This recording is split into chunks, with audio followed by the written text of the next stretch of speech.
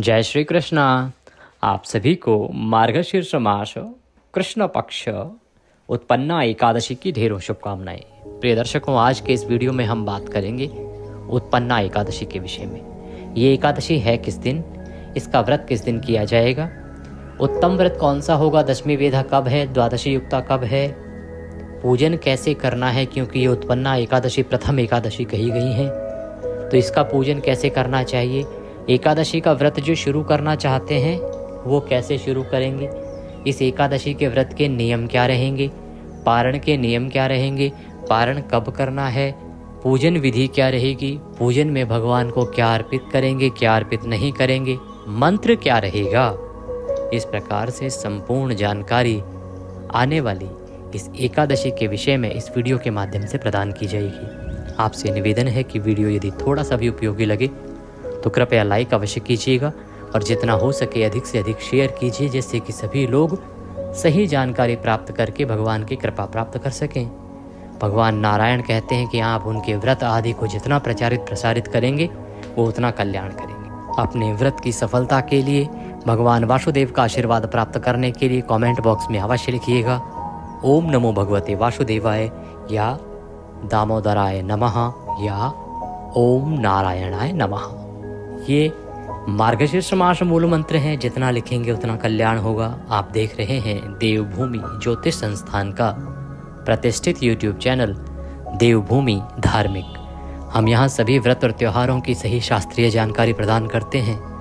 ज्योतिष शास्त्र और पंचांग के आधार पर बताते हैं कौन सी तिथि कब है, व्रत आदि कब करना है, क्या विधि है, क्या नियम है और क्या गलती नहीं करनी है। यदि आप सभी व्रत और त्योहारों की सही शास्त्रीय जानकारी पाते रहना चाहते हैं तो कृपया चैनल को सब्सक्राइब कीजिए और बेल आइकन को प्रेस कीजिए। जब आप सब्सक्राइब का बटन दबाएंगे तो वहाँ एक घंटी का निशान बना हुआ आएगा, उसको अवश्य दबाइएगा, तभी आपको हमारे सारे वीडियो प्राप्त होंगे, अन्यथा आपसे जानकारी छूट जाएगी। तो कृपया सब्सक्राइब करें और बेल आइकन को प्रेस करें। आइए जानकारी आरंभ करते हैं, बात करते हैं आने वाली एकादशी की। व्रत कब, पूजन कैसे, मंत्र क्या, विधि क्या और नियम क्या। मार्गशीर्ष मास के कृष्ण पक्ष की जो एकादशी है उसको उत्पन्ना एकादशी कहते हैं। इसी को उत्पत्ति एकादशी भी कहा जाता है। यह एकादशी प्रथम एकादशी कही गई है। इसका व्रत इसलिए महत्वपूर्ण है क्योंकि ये एकादशी एक प्रकार से एकादशी का प्रकाट्य दिवस होता है। इस ही दिन देवी एकादशी प्रकट हुई थी, इसीलिए ये जो एकादशी है बड़ी एकादशी कही गई है। शास्त्र कहते हैं कि जो इस एकादशी का व्रत करता है उसे कार्तिक की तुलना में 1 करोड़ गुना अधिक फल की प्राप्ति होती है। शास्त्र कहते हैं कि यदि आप इस एकादशी का व्रत करते हैं, पूजन करते हैं, कथा श्रवण करते हैं तो आपको अनंत फल की प्राप्ति होती है और भगवान नारायण के आशीर्वाद से आपकी सभी मनोकामनाएं पूर्ण होती हैं। ये एकादशी आपकी सभी मनोकामनाओं को पूरा करने वाली है। आपको धन, संपत्ति, ऐश्वर्य, वैभव के साथ साथ मोक्ष भी देने वाली है। इस एक एकादशी के व्रत करने के मात्र से ही मनुष्य के जन्म जन्म के पापों का नाश हो जाता है। शास्त्र कहते हैं कि यदि आप इस एकादशी का व्रत करते हैं तो चाहे आपने ब्रह्म हत्या जैसा बड़े से बड़ा पाप ही क्यों ना कर रखा हो, वह भी नाश को प्राप्त होता है। ये एकादशी भगवान नारायण को अति प्रिय है। कारण ये है कि यही वह दिन होता है जिस दिन देवी एकादशी का प्रकाट्य हुआ था। कैसे हुआ था प्रकाट्य देवी एकादशी का?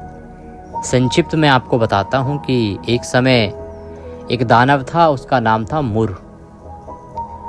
उसने स्वर्ग पर आधिपत्य जमा लिया, देवताओं को मार भगाया। देवता चिंतित हुए, परेशान हुए, भगवान शंकर के पास गए। भगवान शंकर ने कहा कि इसका निवारण भगवान विष्णु ही कर सकते हैं।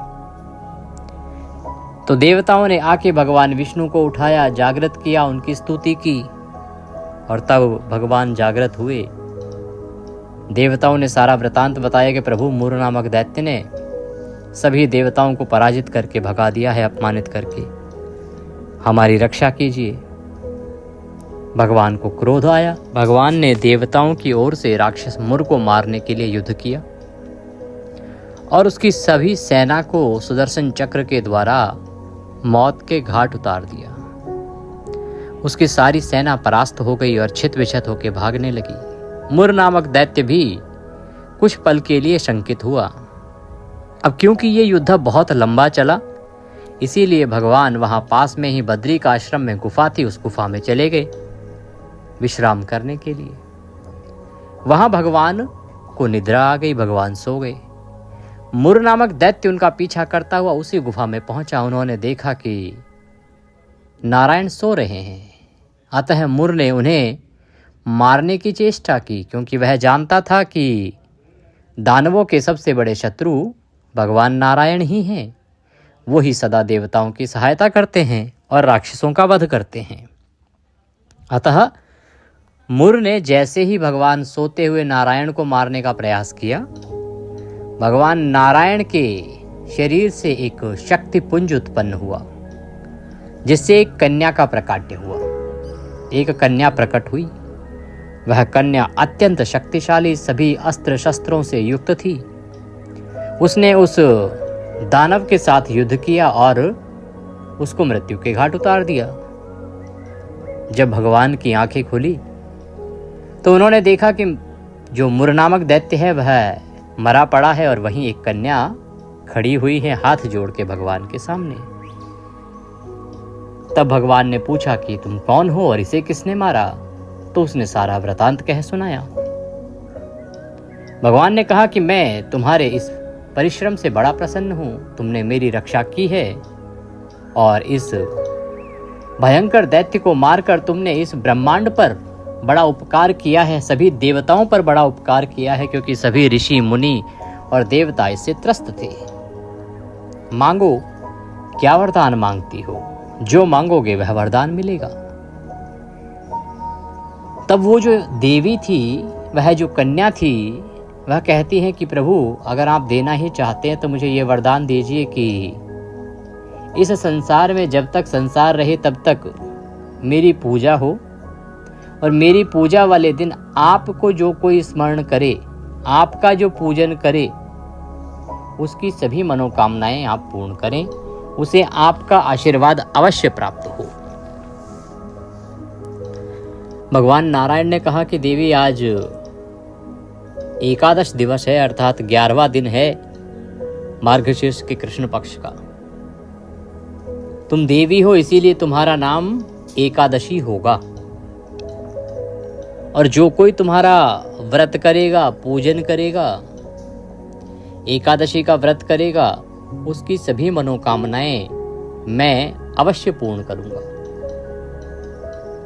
वह व्यक्ति पृथ्वी पर धन, संपत्ति, ऐश्वर्य, वैभव को प्राप्त करेगा और अंत समय आने पर लंबा जीवन जीने के बाद वह मेरे वैकुंठ को प्राप्त करेगा। भगवान ने ये आशीर्वाद उस कन्या को दिया और नाम हुआ उसका एकादशी, और वहां से अंतर्ध्यान हो गए। इस प्रकार से इस एकादशी का प्रकाट्य हुआ और तब से प्रत्येक पक्ष में जो 11वां दिन होता है उसे देवी एकादशी को समर्पित किया गया और एकादशी के रूप में उसको मनाया जाने लगा। आने वाली ये जो मार्गशीर्ष की एकादशी है, इसको उत्पन्ना इसीलिए कहते हैं क्योंकि इसी दिन एकादशी का प्रकाट्य हुआ था। ये पहली एकादशी होती है, प्रथमा एकादशी। यहाँ से दोबारा से सीरियल नंबर शुरू होता है। अगर आप कभी भी एकादशी का चार्ट देखेंगे या पंचांग देखेंगे हमारा, तो ये प्रथम एकादशी है और अंतिम एकादशी होती है देवोत्थान एकादशी, जिस दिन देव उठते हैं। हाँ, जब अधिक मास होता है तो एकादशियाँ 26 आती हैं, जैसे कि 2026 में 26 एकादशियाँ होंगी, क्योंकि 2026 में अधिक मास होने जा रहा है, ध्यान दीजिएगा। ये महत्व है इस एकादशी का। आपको इस एकादशी का व्रत अवश्य करना चाहिए, बड़ा कल्याणकारी है। बात आती है कि व्रत कैसे करना है, नियम क्या है और किस प्रकार से पूजन करना चाहिए। भगवान विष्णु ने स्वयं इस एकादशी के व्रत का विधान बताया है। मैंने आपके लिए एक वीडियो भी अपलोड किया है इससे संबंधित, जिसमें संपूर्ण रूप से समझाया है कि एकादशी कौन है, क्यों उनका व्रत करना चाहिए क्या उनकी महिमा है। उसमें भगवान नारायण के द्वारा कहा गया है कि इस एकादशी का व्रत जब आप करें तो दशमी तिथि से ही व्रत के नियमों का पालन करें। व्रत के एक दिन पूर्व ही आपको एक वक्त भोजन करना चाहिए, 2 वक्त नहीं, 1 वक्त का भोजन करना चाहिए, वो भी दोपहर का। रात्रि को भोजन नहीं करना चाहिए। तो अगर आपके लिए संभव है इस प्रकार से कर पाना तो अवश्य प्रयास करके कीजिएगा। नहीं कर पाएं तो आप आहार लीजिएगा, परंतु सात्विक आहार लीजिएगा, और एकादशी के दिन तो आपको व्रत करना ही करना है। एक दिन पहले ही कुछ मूल वस्तुएं होती हैं, उनका त्याग कर देना होता है। जैसे कांसे के पात्र का प्रयोग कहा गया है कि त्याग देना चाहिए, कांसे के पात्र का प्रयोग नहीं करना चाहिए। हरी पत्तेदार सब्जियों का प्रयोग वर्जित कहा गया है, इसलिए उसका प्रयोग भी आपको नहीं करना चाहिए। व्रत के एक दिन पहले ही आपने लहसुन प्याज आदि का त्याग कर देना चाहिए। और जो लोग मांस मदिरा आदि खा के व्रत करते हैं, अर्थात जो लोग मांस मदिरा आदि का सेवन करते हैं और एकादशी आने पर व्रत भी करते हैं, तो उनको भी उसका त्याग एक दिन पहले करना चाहिए। ये नहीं कि आज खूब खाएं पिएं और कल व्रत कर लें, वो अनुचित है। इस प्रकार से आप दशमी तिथि को व्यतीत कीजिए भगवान के चरणों में मन को लगाते हुए। और एकादशी तिथि के दिन, जिस दिन व्रत कर रहे हैं आप एकादशी का, उस दिन सूर्योदय से पहले अवश्य उठ जाइए। उठने के बाद स्नान कीजिए। अब यूं तो भगवान नारायण कहते हैं कि इस दिन आपको माता तुलसी की जड़ों में जो मिट्टी होती है ना, उसका लेप लगा के स्नान करना चाहिए। बड़ा कल्याणकारी होता है। माता तुलसी का जहाँ पौधा लगा रखा हो, उनकी जड़ों में जो मिट्टी हो, मतलब उस पौधे में जो मिट्टी हो उसके नीचे, उस मिट्टी को पूरे शरीर पर लगाकर और फिर आपको स्नान करना चाहिए। आपके लिए यदि संभव है तो इसको अवश्य कीजिएगा, बड़ा कल्याणकारी है। जिनके लिए संभव नहीं है तो बताऊं आपको कि आप उसमें उबटन मिला के लगा लीजिएगा। अत्यंत ही पुण्यदायी कहा गया है, भगवान नारायण के द्वारा ये विधान कहा गया है, ध्यान दीजिएगा। इस स्नान की विधि भगवान नारायण के द्वारा ब्रह्मदेव को कही गई है। ये स्नान आपको करना चाहिए। शास्त्र कहते हैं कि संभव है तो इस दिन आपको पवित्र नदी में स्नान करना चाहिए। अब क्योंकि सबके लिए संभव नहीं है पवित्र नदी में जाके स्नान करना, तो आप घर पे स्नान कर सकते हैं। घर पे जो आपके तुलसी के गमले की जो मिट्टी होगी, तुलसी के पौधे की जो मिट्टी होगी, उसको एक दिन पूर्व ही लेके रख लीजिएगा। क्योंकि अगर आप सुबह सुबह स्नान कर रहे हैं तो क्या पता कि आप कब जब पौधा लेंगे उस अवस्था में कितना नुकसान होगा तुलसी के पौधे को, और आपको असुविधा तो नहीं हो जाएगी। इससे अच्छा है कि ये मिट्टी आप एक दिन पहले ही लेके रख लीजिएगा। जो शहरों में रहते हैं तो बाथरूम में अपने रख लीजिएगा। जब अगले दिन आप स्नान करें तो थोड़ी लगा लीजिएगा, क्योंकि इसका फल भगवान नारायण ने बहुत उत्तम कहा गया है। जो इसको ना निभा पाएं वो उबटन लगा लीजिएगा, और जो उबटन भी ना लगा पाएं तो आप गंगा जल युक्त जल से स्नान कीजिएगा। जो आप जल भरेंगे बाल्टी में या टब में नहाने के लिए, उसमें गंगा जल भर लीजिएगा। पहले थोड़ा गंगा जल डालिएगा, फिर शुद्ध जल भरिएगा, और फिर उससे आप स्नान कीजिएगा, माँ गंगा का स्मरण करते हुए, देवताओं का स्मरण करते हुए। ये स्नान की विशेष विधि है जो भगवान विष्णु द्वारा कही गई है। स्नान आदि से निवृत्त होकर स्वच्छ वस्त्र धारण कीजिए। स्वच्छ वस्त्र धारण करके और अब आप भगवान का पूजन करेंगे संकल्प करते हुए। भगवान माधव का आपको पूजन करना है। माधव का पूजन करने के लिए आपके पास क्या सामग्री होनी चाहिए वो नोट कीजिए। भगवान का चित्र या तस्वीर या प्रतिमा होनी चाहिए। इसके अतिरिक्त रौली, मौली, पान, सुपारी, लौंग, इलायची, धूप, दीप, नैवेद्य, पुष्प की माला, इत्र, जनेऊ और एक लोटा तांबे का, ये सामग्री रहेगी पूजा के लिए। आइए पूजन की ओर आगे बढ़ते हैं, पूजन आरंभ करते हैं। तो एक लोटा लीजिए तांबे का, उसमें पहले थोड़ा गंगा जल भरिए, फिर शुद्ध जल भरिए। एक फूल के द्वारा जो आपका पूजा का स्थल है ना, जहाँ बैठ के आपने पूजन करना है, और जो सामग्री आप लाए हैं उस सामग्री पर और उस स्थान पर जल के छींटे दीजिए, जिससे कि वह स्थान शुद्ध हो जाए, वह सामग्री पवित्र हो जाए, भगवान को अर्पण योग्य हो जाए। ओम पवित्र हो पवित्रवांग सर्वांग वस्तांगतो पिवाम यह स्मृत पुंडरीकाक्षम। ओम पुंडरीकाक्षम पुनातु, ओम पुंडरीकाक्षम पुनातु, ओम पुंडरीकाक्षम पुनातु। इस प्रकार से जल के छींटे देके आपने स्थान को शुद्ध किया, पवित्र किया और सामग्री को शुद्ध किया। चौकी लगाइए, चौकी पर लाल या पीला वस्त्र बिछाइए, उस पर भगवान की तस्वीर या प्रतिमा रखिए। भगवान शालिग्राम हैं तो आप उनको रखिए, अन्यथा लड्डू गोपाल जी की प्रतिमा रखिए। क्योंकि एक बात बताता हूँ कि इस दिन आप यदि भगवान को शंख के द्वारा जल अर्पित करते हैं या शंख के द्वारा दुग्ध अर्पित करते हैं या शंख के द्वारा गंध युक्त जल अर्पित करते हैं तो उसका पुण्य जो है वो कोटि गुना कहा गया है। वैसे तो ये नियम जो है ना पूरे मार्गशीर्ष मास के लिए है। मार्गशीर्ष मास में जो प्रतिदिन भगवान नारायण को इन सब वस्तुओं से स्नान कराता है उसको अनंत सुखों की प्राप्ति होती है, स्थिर लक्ष्मी की प्राप्ति होती है, चिरकाल तक वह पृथ्वी पर वास करता है, सभी सुखों को भोगता है। इस पर एक विशेष वीडियो मैंने बनाया भी था। वीडियो में आपको करके भी दिखाया है कि कैसे आपको स्नान कराना है भगवान को। संभव हो तो उस वीडियो को अवश्य देख लीजिएगा।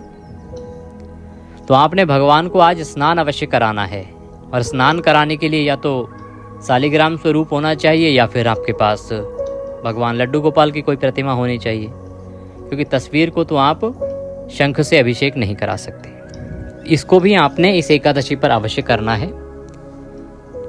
सारी सामग्री एकत्र कीजिए, भगवान की स्थापना कीजिए। स्थापना करने के बाद उनके सामने घी का दिया रखिए। घी का दिया सीधे हाथ की ओर होगा, तेल का दिया अगर जला रहे हैं तो उल्टे हाथ की ओर होगा और उसके विपरीत दिशा में धूप रखनी है। स्थापना करने के बाद अपने सीधे हाथ पे जल लीजिए चम्मच से और हाथ धो लीजिए। हस्तो प्रक्षालनम।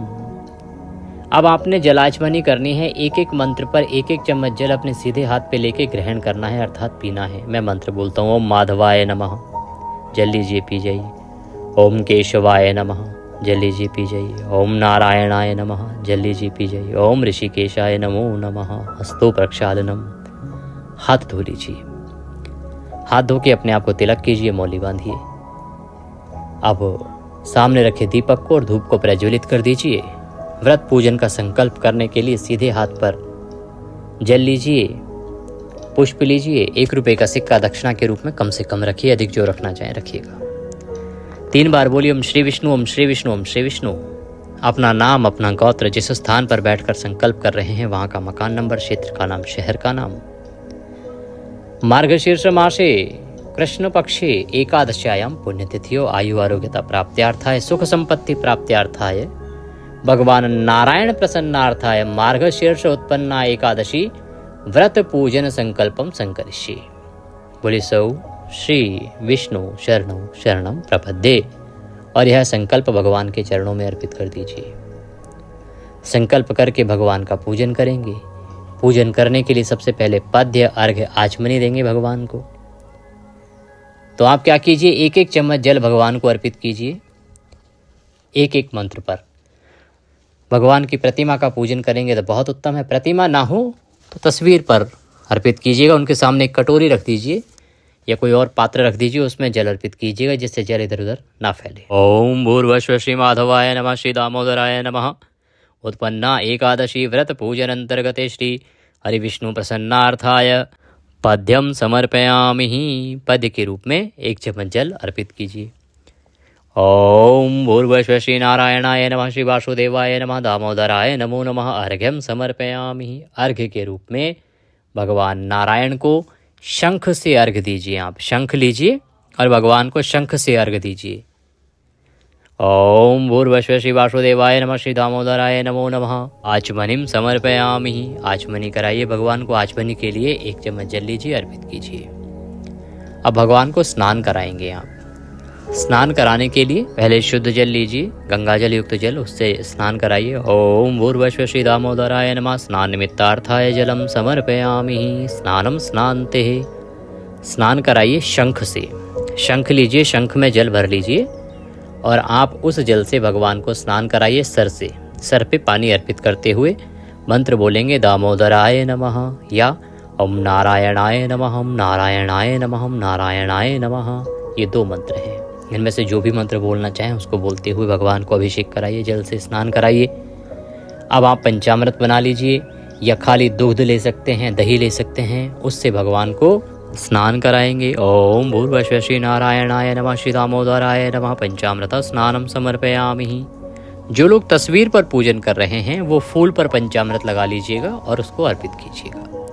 पुनः शुद्धियोदक स्नान होगा, शुद्ध जल से स्नान कराएंगे। तो इसमें आप गंधयुक्त जल ले सकते हैं, अर्थात जल में थोड़े से पुष्प डाल लीजिएगा या सफ़ेद चंदन है तो वह डाल लीजिएगा, उसको शंख में भरिएगा और फिर भगवान को अर्पित कीजिएगा सर से। ओम भूर्भुवः श्री दामोदराय नमः श्री माधवाय नमो नमः। स्नानम जलम समर्पयामि। भगवान को वस्त्र अर्पित करेंगे, वस्त्र के रूप में मौली का टुकड़ा तोड़ के अर्पित कीजिए। ओम वस्त्रम वस्त्रांते वस्त्रम समर्पयामि। यज्ञोपवीतम यज्ञोपवीत, जनेऊ लीजिए, जनेऊ को रौली कुमकुम आदि से तिलक कर लीजिएगा, फिर भगवान को अर्पित कीजिएगा। ओम भूर्भुवः श्री नारायणाय नमः। ओम दामोदराय नमो नमः। यज्ञोपवीतम समर्पयामि। यज्ञोपवीत अर्पित कीजिए भगवान को। यज्ञोपवीत चढ़ाने के बाद इत्र अर्पित करेंगे, इत्र को फूल पर लगा लीजिए और भगवान को अर्पित कीजिए। ओम भूर्भुवः श्री नारायणाय नमः। इत्रम समर्पयामि। इत्र आपने अर्पित किया भगवान को। अब आप भगवान को तिलक लगाइए, रौले कुमकुम आदि से तिलक कीजिएगा। ओम भूर्भुवः श्री वासुदेवाय नमः श्री दामोदराय नमः। तिलकम समर्पयामि। तिलक कीजिए भगवान को, प्रेम से तिलक कीजिए। तिलक करने के बाद पुष्प अर्पित करेंगे, फूलों की माला है तो माला पहनाइएगा। ओम भूर्भुवः श्री नारायणाय नमः श्री दामोदराय नमः। पुष्पम समर्पयामि माल्यार्पणम कुरुः। पुष्प अर्पित कीजिए, माला पहनाइए, धूप दिखाइए, दीप दिखाइए। ओम भूर्भुवः श्री वासुदेवाय नमः दामोदराय नमः। धूपम अग्रापयामि दीपम दर्शयामि। धूप दीप दिखा के नैवेद्य अर्पित कीजिए। नैवेद्य के रूप में फल है तो फल अर्पित कीजिए, मिठाई है तो मिठाई चढ़ाइएगा, अन्यथा मिश्री लीजिएगा और अर्पित कीजिएगा। ओम भूर्भुवः श्री वासुदेवाय नमः श्री दामोदराय नमो नमः। नैवेद्यम समर्पयामि जलाचमनिम कुरुः।